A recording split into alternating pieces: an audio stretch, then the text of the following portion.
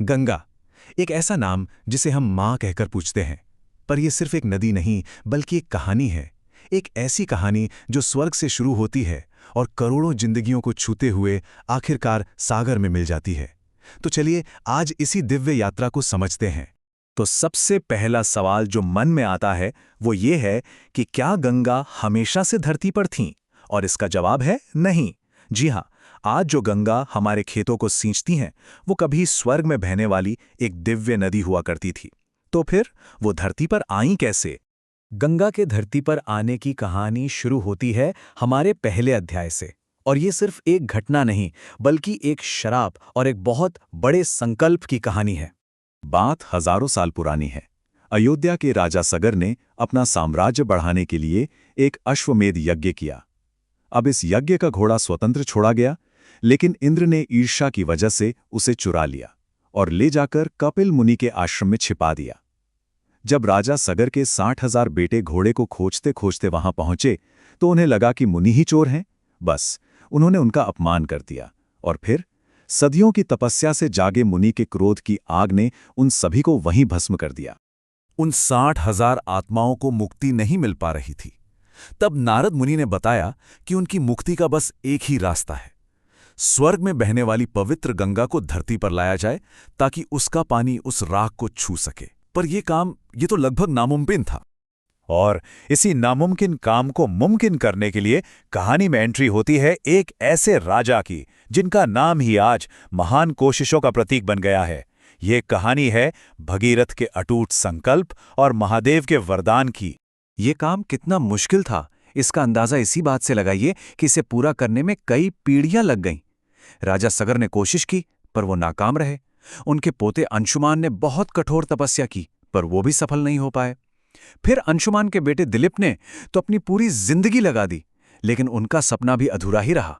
और फिर आए राजा दिलीप के बेटे भगीरथ। उन्होंने अपने पूर्वजों के इस अधूरे काम को ही अपनी जिंदगी का मकसद बना लिया। सब कुछ, राजपाट सब त्याग दिया और हिमालय में कठोर तपस्या करने चले गए, बस इसी एक अटूट संकल्प के साथ। हजारों साल की तपस्या के बाद ब्रह्मा जी प्रसन्न हुए। उन्होंने गंगा को पृथ्वी पर भेजने का वरदान तो दे दिया, लेकिन एक बहुत बड़ी चिंता भी जाहिर की। गंगा का बहाव इतना तेज था, इतना प्रचंड था कि अगर वो सीधे स्वर्ग से उतरती तो पृथ्वी फटकर नष्ट हो जाती। तो अब सवाल ये था कि पृथ्वी को कैसे बचाया जाए। ब्रह्मा जी ने एक ही उपाय बताया। इस वेग को सिर्फ और सिर्फ भगवान शिव ही अपने जटाओं में रोक सकते हैं। अब भगीरथ ने फिर से तपस्या शुरू की। इस बार भगवान शिव के लिए। उनकी भक्ति देखकर महादेव प्रसन्न हुए और गंगा के उस भयानक वेग को अपनी जटाओं में संभालने के लिए तैयार हो गए। और जब गंगा पूरे वेग से स्वर्ग से उतरी तो शिव ने अपनी जटाएं खोल दी और पूरी नदी उन्हीं में समा गई। फिर महादेव ने मुस्कुराते हुए अपनी बस एक लट से गंगा की शांत धाराओं को पृथ्वी पर बहने दिया। तो गंगा अब धरती पर आ चुकी थीं और यहां से ये दिव्य कहानी हमें गंगा की असल भौगोलिक यात्रा पर ले जाती है, पहाड़ों से मैदानों तक। और यहां पर ना कहानी और भूगोल का एक बहुत ही कमाल का संगम देखने को मिलता है। जहां पौराणिक कथाओं में शिव की जटाओं का जिक्र है, वहीं विज्ञान बताता है कि गंगा का उद्गम हिमालय के गंगोत्री ग्लेशियर के गोमुख से होता है। मतलब शिव की जटाओं की तरह ही दिखने वाली बर्फीली चट्टानें, है ना कमाल की समानता। देखिए, गंगा अकेले नहीं बनती। पहाड़ों में 5 पवित्र संगम हैं जिन्हें पंचप्रयाग कहा जाता है। विष्णुप्रयाग, नंदप्रयाग, कर्णप्रयाग और रुद्रप्रयाग में अलकनंदा नदी में अलग अलग नदियां आकर मिलती हैं। और आखिर में देवप्रयाग में अलकनंदा और भागीरथी मिलती हैं। यहीं से इस मिली हुई धारा को गंगा का नाम मिलता है। और यहीं से गंगा अपनी 2525 किलोमीटर की एक लंबी यात्रा शुरू करती है। बिल्कुल वैसे ही जैसे कहानी में भगीरथ आगे आगे चल रहे थे और गंगा उनके पीछे पीछे। ये नदी हिमालय से निकलकर भारत के विशाल मैदानों से होती हुई बंगाल की खाड़ी तक पहुंचती है। गंगा की लंबी यात्रा सिर्फ पानी का बहाव नहीं है, ये अपने साथ एक पूरी सभ्यता लेकर चलती है। और शायद इसीलिए गंगा को भारत की सच्ची जीवन रेखा कहा जाता है। जरा ये नंबर देखिए, 40%। ये कोई छोटा मोटा आंकड़ा नहीं है। इसका मतलब है कि गंगा नदी का बेसिन भारत की 40% से भी ज्यादा आबादी यानी करोड़ों लोगों को पालता है, उनकी जिंदगी चलाता है। सोचिए, एक नदी पर कितनी बड़ी जिम्मेदारी है। गंगा सिर्फ पानी नहीं देती, ये हमारी सभ्यता की नींव है।